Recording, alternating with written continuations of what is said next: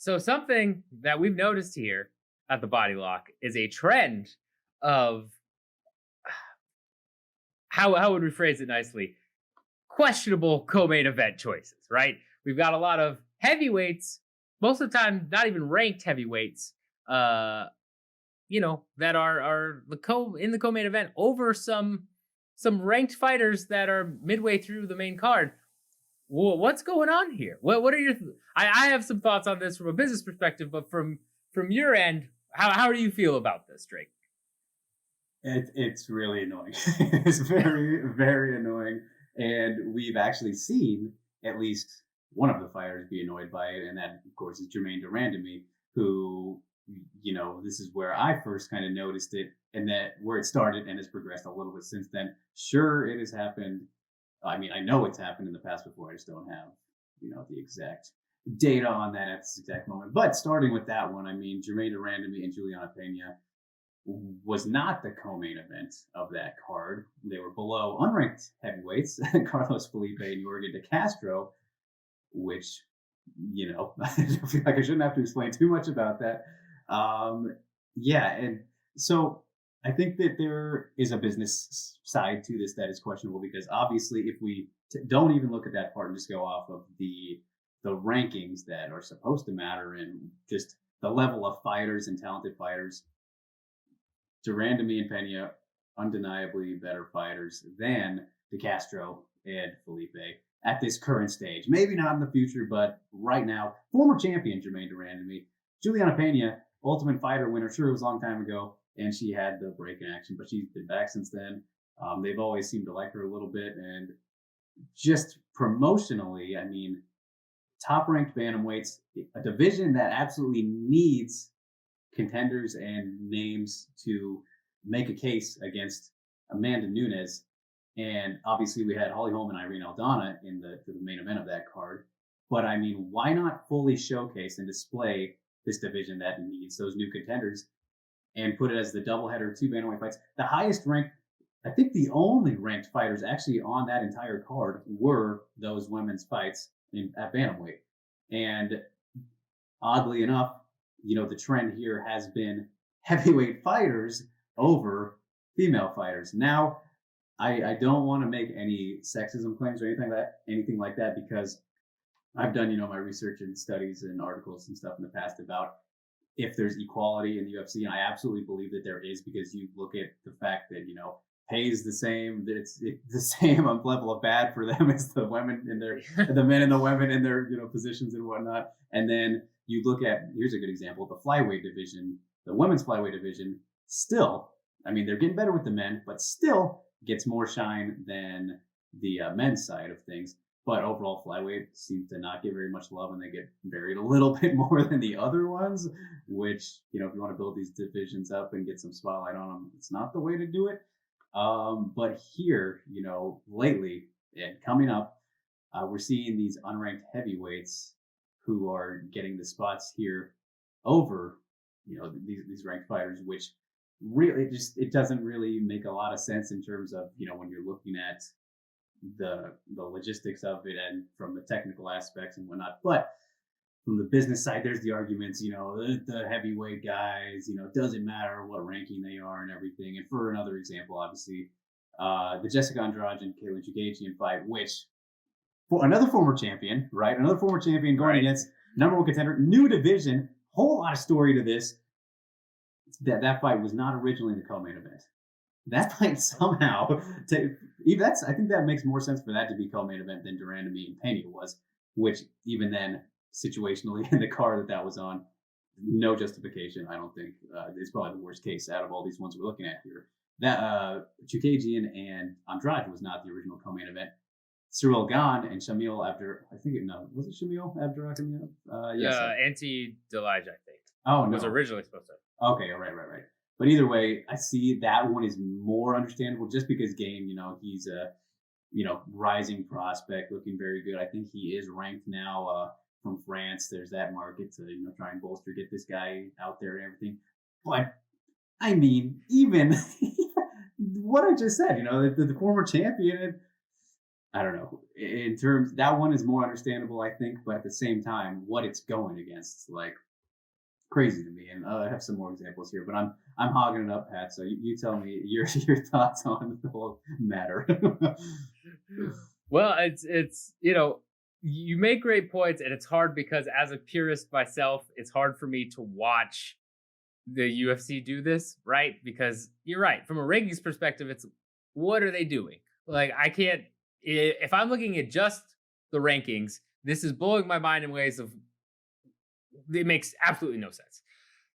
What it comes down to, unfortunately, is of course the business side, right? I will die on this hill where they book fights and they set bout orders based on numbers. It's all analytics. They are making all of their decisions pretty much based on, I think there are exceptions to that, of course, every so often, but for the most part, I'm pretty sure they're looking at a machine and they have algorithms and they have people that are looking at, these post-fight surveys. I got one for UFC 254 that was like, hey, did any of these fighters did you check a box that made you want to buy the pay-per-view? Those are sent out after every pay-per-view. They are doing these deep, big aggregate data analytics and then saying, okay, based on that, that's who we put where. Because as Paul Gift has broken down in his infamous paper now on Fighter MRP, basically you have the main being the biggest draw,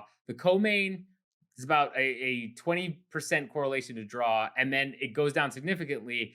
But you have the opener, the main, and the co-main being the biggest draws. Any fights in between the main card opener and then the co-main and the main event really don't have that much correlation or causality for casual viewers to purchase, at least from the data that he aggregated over a large period of time.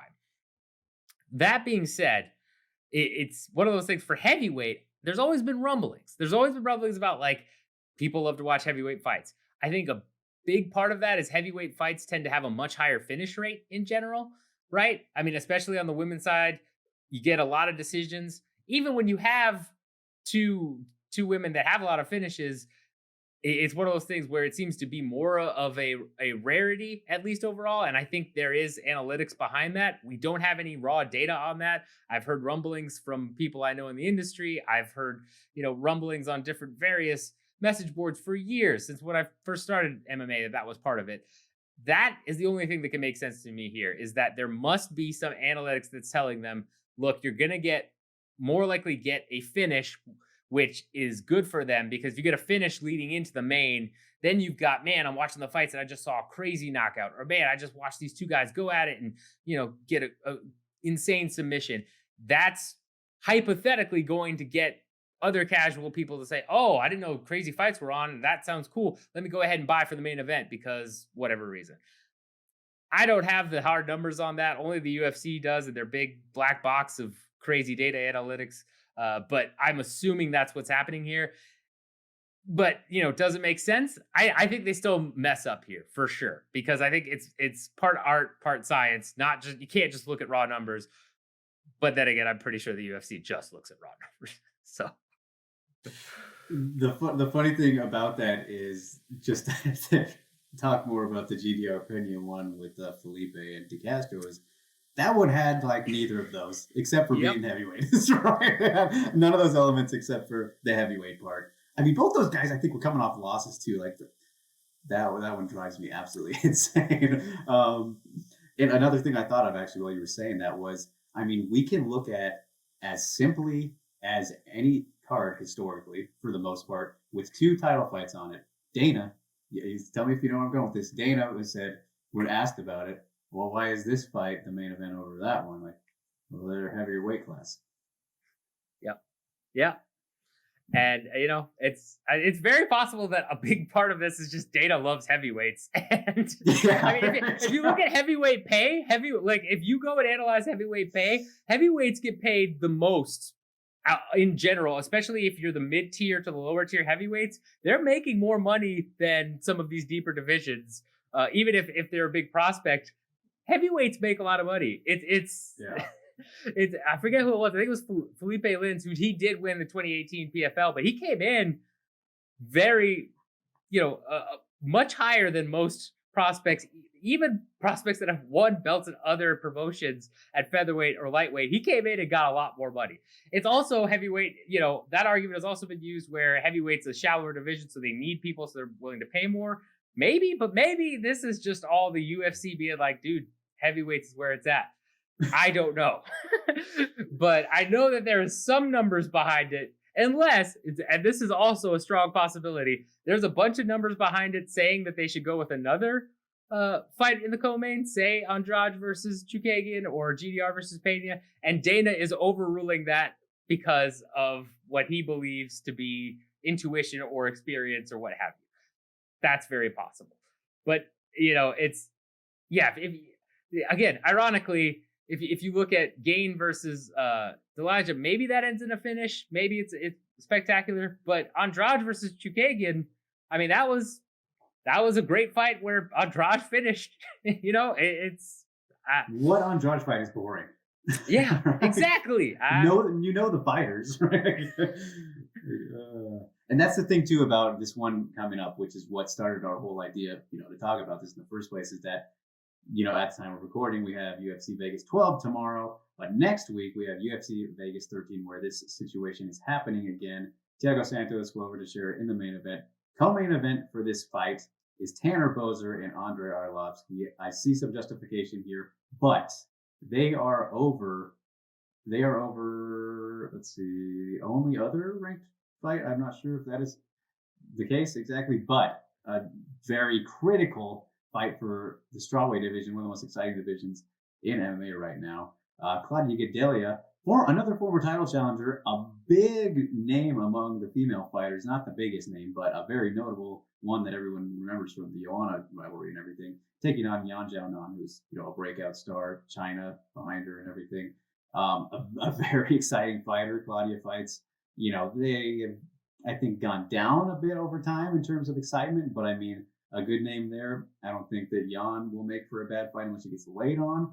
I mean, just the elements of that one, I would think that they would want to sell that one in terms of, just because Weili's a big deal now, and as the champion, get somebody kind of like Nunes a little bit, even though there's so many options at strawweight, get these people out there and line them up to get in the spotlight for, if Jan knocks off Claudia in the co-main event, like, damn, okay, now we're working our way towards, Jan being one fight away from a title shot, no matter what.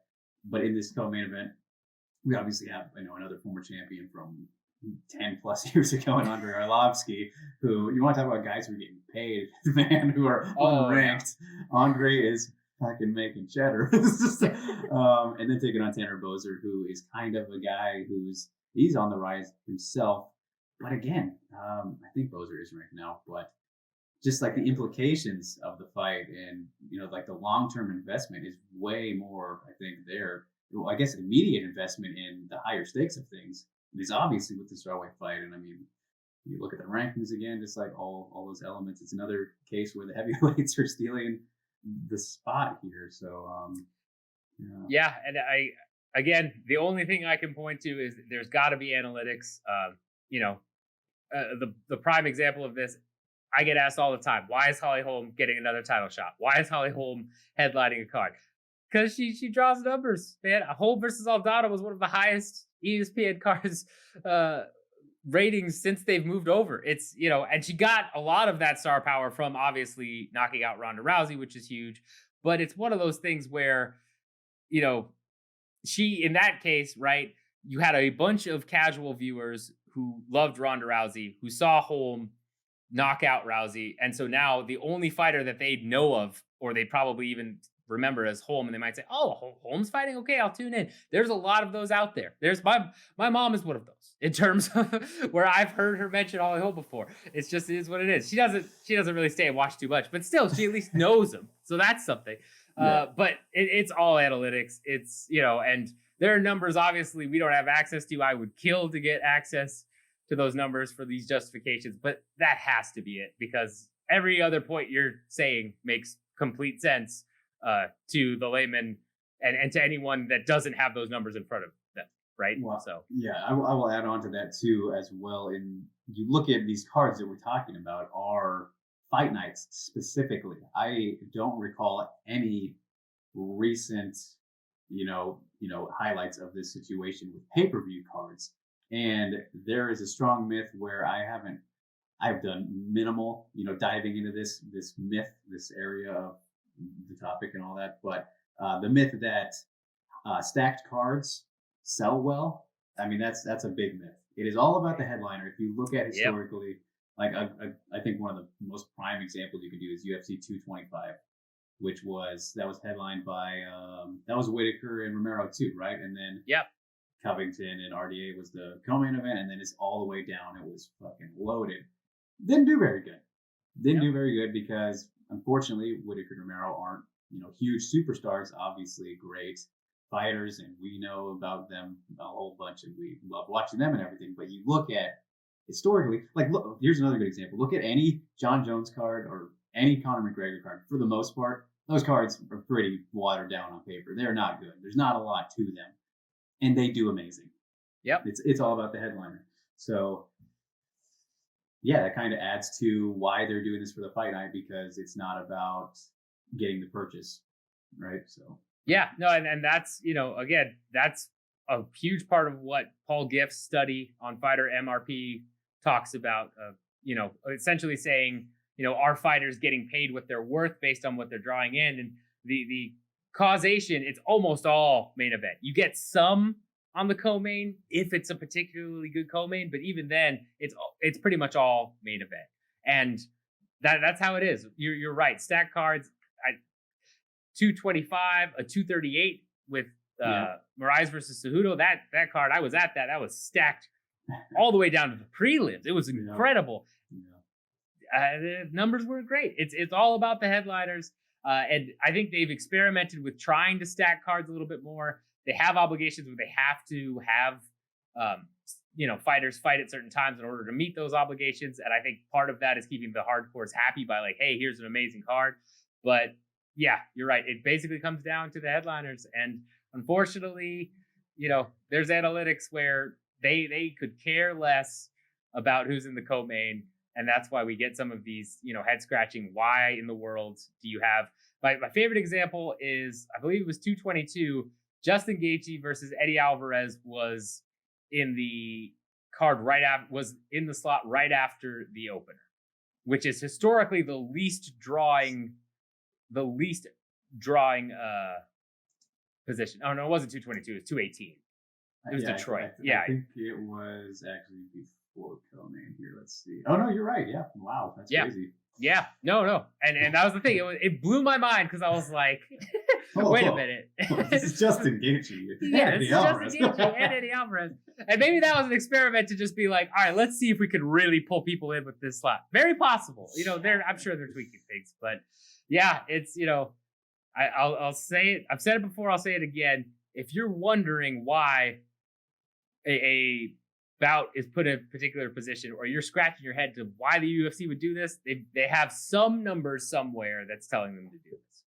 Whether those numbers are right, whether they're interpreting the data right, that's a whole nother question. But there is some computer printing something out saying like, hey, you should do this. I would bet money on it.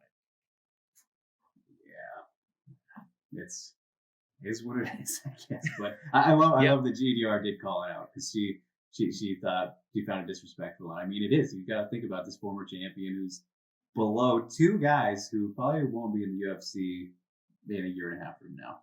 That's the biggest cap I'll give them.